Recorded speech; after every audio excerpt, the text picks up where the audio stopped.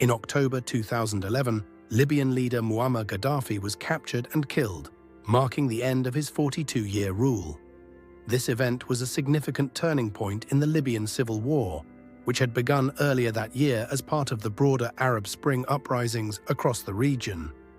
President Barack Obama addressed the nation in a press conference to confirm Gaddafi's death.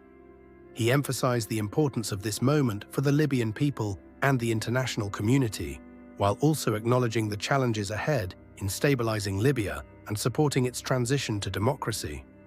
Obama's announcement reflected the cautious optimism of the US government, which had supported NATO-led intervention in Libya. The statement balanced recognition of the regime's fall with a call for continued vigilance and efforts to promote peace and security in the region. Good afternoon, everybody. Today, the government of Libya announced the death of Muammar Gaddafi. This marks the end of a long and painful chapter for the people of Libya, who now have the opportunity to determine their own destiny in a new and democratic Libya. For 4 decades, the Gaddafi regime ruled the Libyan people with an iron fist. Basic human rights were denied, innocent civilians were detained, beaten, and killed, and Libya's wealth was squandered. The enormous potential of the Libyan people was held back, and terror was used as a political weapon. Today, we can definitively say that the Gaddafi regime has come to an end. The last major regime strongholds have fallen. The new government is consolidating the control over the country, and one of the world's longest-serving dictators is no more. 1 year ago, the notion of a free Libya seemed impossible. But then the Libyan people rose up and demanded their rights. And when Gaddafi and his forces started going city to city, town by town, to brutalize men, women, and children, the world refused to stand idly by. Faced with the potential of mass atrocities and a call for help from the Libyan people, the United States and our friends and allies stopped Gaddafi's forces in their tracks. A coalition that included the United States, NATO, and Arab nations persevered through the summer to protect Libyan civilians. And meanwhile, the courageous Libyan people fought for their own future and broke the back of the regime. So this is a momentous day in the history of Libya.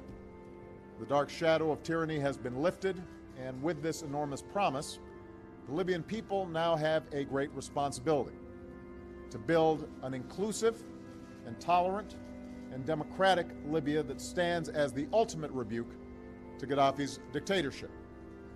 We look forward to the announcement of the country's liberation, the quick formation of an interim government, and a stable transition to Libya's first free and fair elections. And we call on our Libyan friends to continue to work with the international community to secure dangerous materials and to respect the human rights of all Libyans, including those who've been detained. We're under no illusions. Libya will travel a long and winding road to full democracy. There will be difficult days ahead. But the United States, together with the international community, is committed to the Libyan people. You have won your revolution. And now we will be a partner as you forge a future that provides dignity, freedom, and opportunity. For the region, today's events prove once more that the rule of an iron fist inevitably comes to an end. Across the Arab world, citizens have stood up to claim their rights. Youth are delivering a powerful rebuke to dictatorship. And those leaders who try to deny their human dignity will not succeed. For us here in the United States, we are reminded today of all those Americans that we lost at the hands of Gaddafi's terror.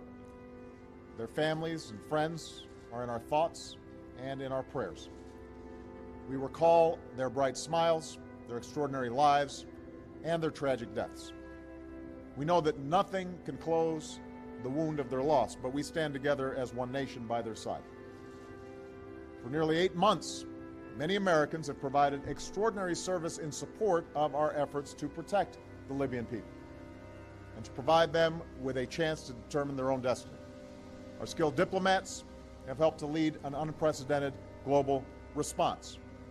Our brave pilots have flown in Libya's skies. Our sailors have provided support off Libya's shores, and our leadership at NATO has helped guide our coalition. Without putting a single U.S. service member on the ground, we achieved our objectives, and our NATO mission will soon come to an end. This comes at a time when we see the strength of American leadership across the world. We've taken out al-Qaeda leaders, and we've put them on the path to defeat. We're winding down the war in Iraq and have begun a transition in Afghanistan. And now, working in Libya with friends and allies, we've demonstrated what collective action can achieve in the 21st century. Of course, above all, today's belongs to the people of Libya. This is a moment for them to remember all those who suffered and were lost under Gaddafi and look forward to the promise of a new day. And I know the American people wish the people of Libya the very best in what will be a challenging but hopeful days, weeks, months, and years ahead. Thank you very much. As of June 2025, Libya remains a country struggling with deep political fragmentation and insecurity. Despite years of UN-backed peace efforts, rival administrations continue to compete for legitimacy, one based in Tripoli in the west and another in the east aligned with military commander Khalifa Haftar. Frequent clashes between militias, coupled with the absence of a unified national army, have hindered efforts to hold democratic elections. The population faces ongoing hardships, including fuel shortages, power outages, and restricted access to healthcare and education. International actors, including the UN, African Union, and neighboring states, continue to push for dialogue. However, progress is slow, and Libya's future remains uncertain as the country struggles to move beyond the instability unleashed by the fall of Gaddafi nearly 14 years ago.